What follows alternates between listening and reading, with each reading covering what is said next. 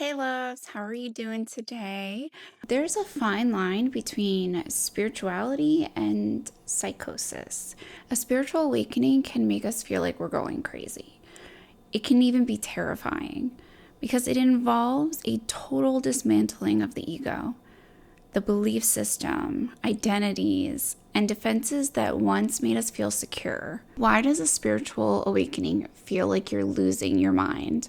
Well, first off, your reality starts to shift. You may begin to perceive energy, synchronicities, or intuitive downloads that don't fit into your old worldview. This cognitive dissonance, is this real or am I imagining things, can feel very destabilizing. The second concept is that old wounds will rise to the surface. So, awakening often brings unhealed trauma, grief, or shadow aspects into the light. As the unconscious becomes conscious, emotions can flood your system. It can feel like being emotionally cracked open with no filter.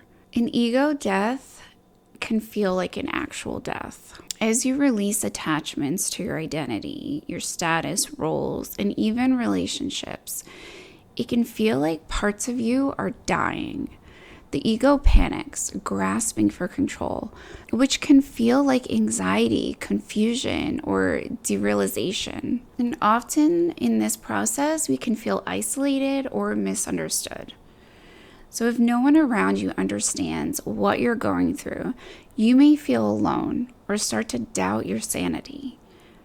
Mainstream culture lacks a framework for spiritual emergence, which can lead to fear of being judged or labeled. You may feel like you're between worlds. You're not who you were, but not yet who you're becoming.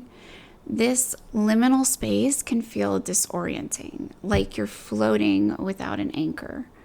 It's hard to know what's real or what to trust. There's some common crazy symptoms during an awakening. So some of them could be hearing messages or intuitive guidance in your mind, sudden emotional intensity or mood swings, feeling outside your body or observing life like a movie, questioning everything, religion, work, relationships, reality itself, or a loss of interest in the material world. Vivid dreams or visions can also come up. But you're not broken. You're breaking open. You may feel crazy, but you're not.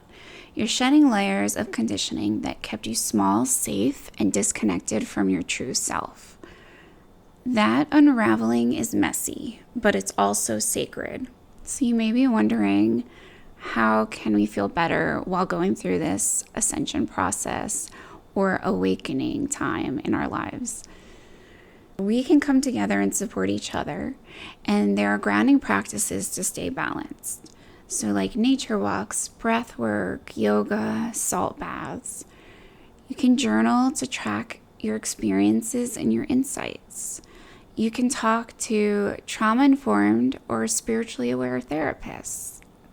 You can eat grounding foods like root vegetables and warm meals. Avoiding substances or overstimulation during this intense phase is highly suggested. I remember when I was going through my awakening process, I didn't want any alcohol, and since then, I rarely want to drink alcohol. You can reframe these fears that you have and remind yourself that you're not going crazy. You're waking up in a world that's been asleep. To better understand how spirituality and psychosis can mimic each other, though, and seem to overlap, there are some key points that I'm going to mention. So for example, certain mystical, shamanic, or spiritual states can mimic symptoms of psychosis. We can hear voices, which is clairaudience versus auditory hallucinations. We can see visions, so clairvoyance versus visual hallucinations.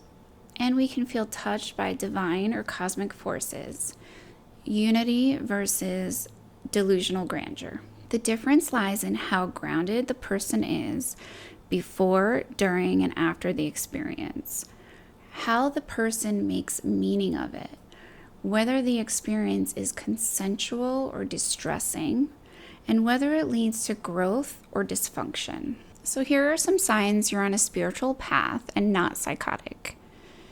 You can still care for your body, relationships, and responsibilities. You feel inspired, not overwhelmed or terrified. You're open to feedback and reflection from trusted guides or therapists.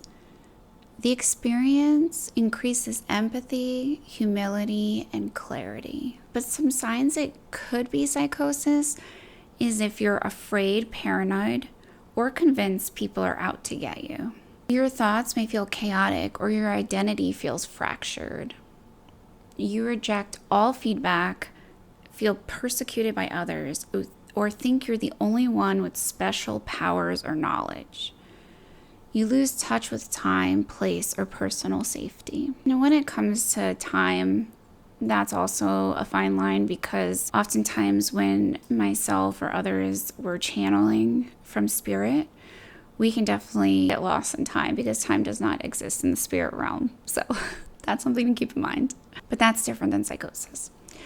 So a trauma-informed lens would be that people with trauma, especially developmental trauma, may experience spiritual emergence or spiritual emergencies that blur these lines. For them, healing often feels like it involves both. So grounded therapy like DBT, somatic work, or parts work can be very helpful.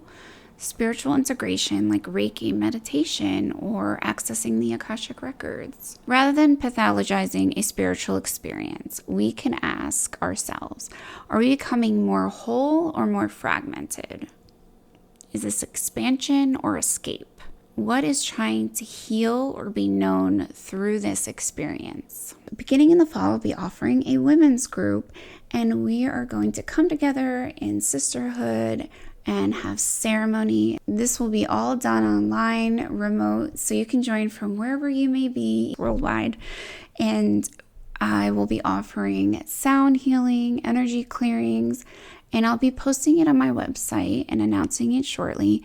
It'll just be a small monthly membership fee in case you and your friends would like to join. I'm sending you so much love and light, and I am looking forward to seeing you again.